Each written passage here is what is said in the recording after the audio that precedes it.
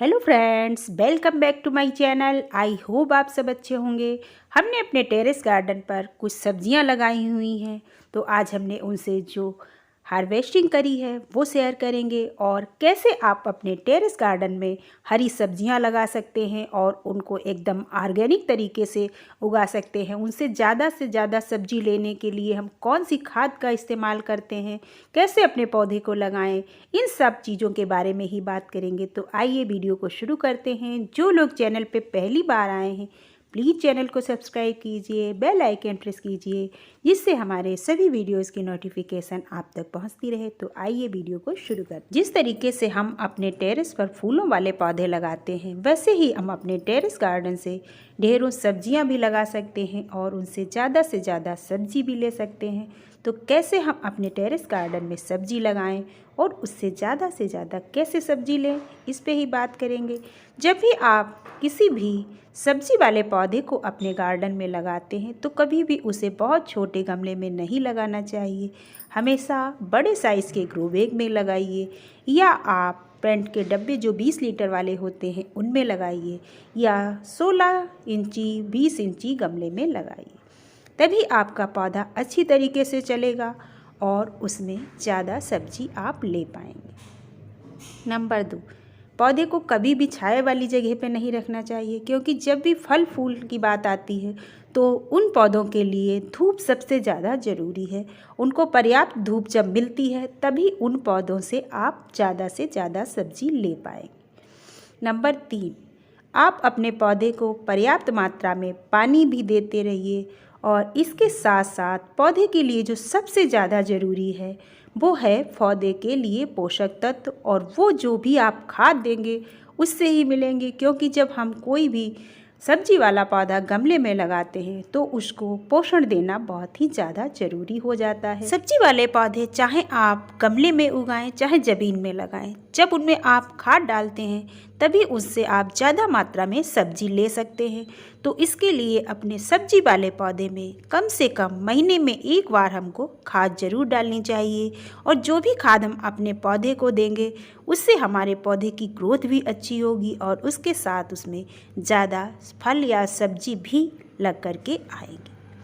पौधे की गुड़ाई करना भी बहुत ज़रूरी होता है। 2 पौधे हमने लगा रखे हैं, एक सेम का है और एक अंगूर का।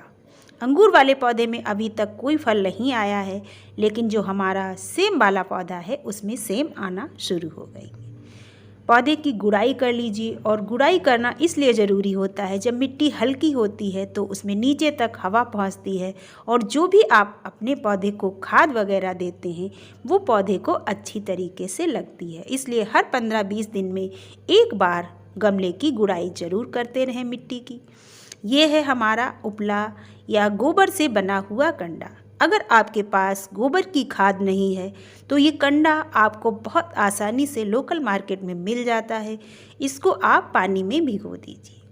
पानी में आप इसको 24 घंटे तक भीगने दीजिए। जब ये कंडा अच्छी तरीके से भीग जाता है तो जो लिक्विड तैयार होगा वो बहुत ही अच्छा फर्टिलाइज़र होता है। फल और सब्जी वाले पौधों के लिए, फूल वाले पौधों के लिए भी बहुत अच्छा फर्टिलाइज़र है ये। जिस तरीके से आप गोबर की खाद का इस्तेमाल करते हैं अपने पौधों में, ठीक उसी तरीके से जो ये कंडा है इससे जो खाद तैयार होती है वो भी एकदम गोबर की खाद जैसे ही पावरफुल होती है।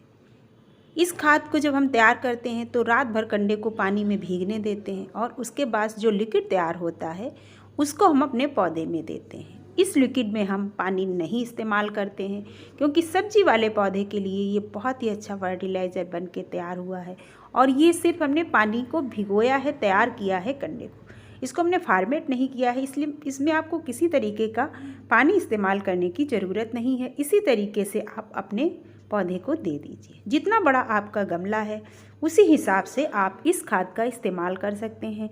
अगर बड़ा पौधा है और बड़ा गमला है तो आप 2 मग भर के इसको दे दीजिए, आपके पौधे के लिए काफ़ी रहेगा। और इस खाद को आप हर 15 दिन में अपने सब्जी वाले पौधे को दे सकते हैं।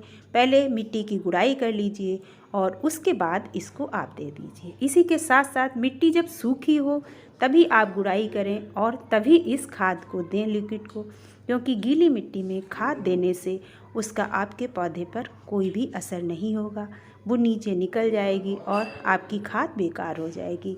इसलिए सूखी मिट्टी होने पर ही गुड़ाई करिए और सूखी मिट्टी में ही इस खाद का इस्तेमाल करिए। इस खाद का इस्तेमाल हम सब तरीके के फल फूल और सब्जी वाले पौधों के लिए कर सकते हैं।